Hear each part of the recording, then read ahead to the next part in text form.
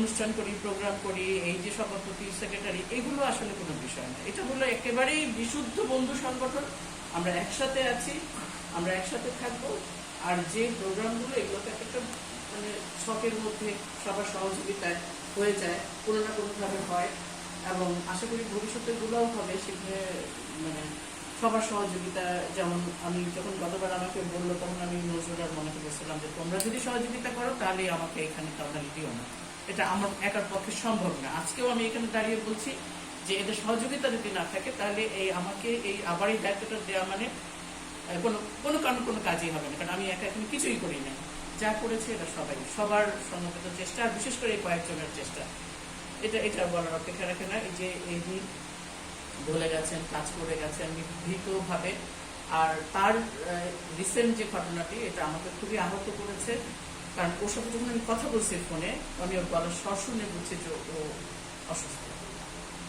এবং এর আগে কিছুদিন আগে একবার আনসার্টেন ভাবে আমরা মানে কল্পনাকে হারিয়েছি। আসলে ব্যাপারটা আমার কাছে খুব কোনো না কোনোভাবে মনের মধ্যে ছুঁয়ে যায়। তো রাজুর গলার স্বরটা আমার কাছে খুবই আপসেট করছে আমাকে। আসলে এটা আমি আশা করবো বন্ধুরা সবাই, আমরা বয়স হচ্ছে, আমরা আমাদের স্বাস্থ্যের যত্ন রাখবো। আর এই যে মিলিত হব, মিলিত যে যেভাবে পারি। আসলে ওই যে নজরুল বলছিল যে অনেকে আসে নাই, আসতে পারে নাই, আসলে কিন্তু কিছু না কিছু সমস্যা আমাদের থাকে। আমাদের প্রাত্যহিক জীবনে আমাদের সংসার, বাচ্চা কাচ্চা, কারো না কারো প্রবলেম, এগুলো ম্যানেজ করেই আমরা আসি।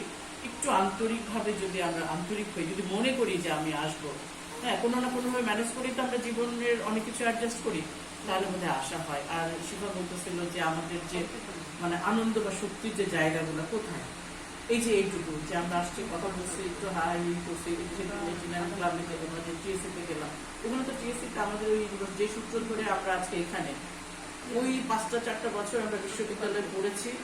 যখনই যাই আমি না 83 উপরে, আর আমার মনে হয় না যে সময় কেটেছে।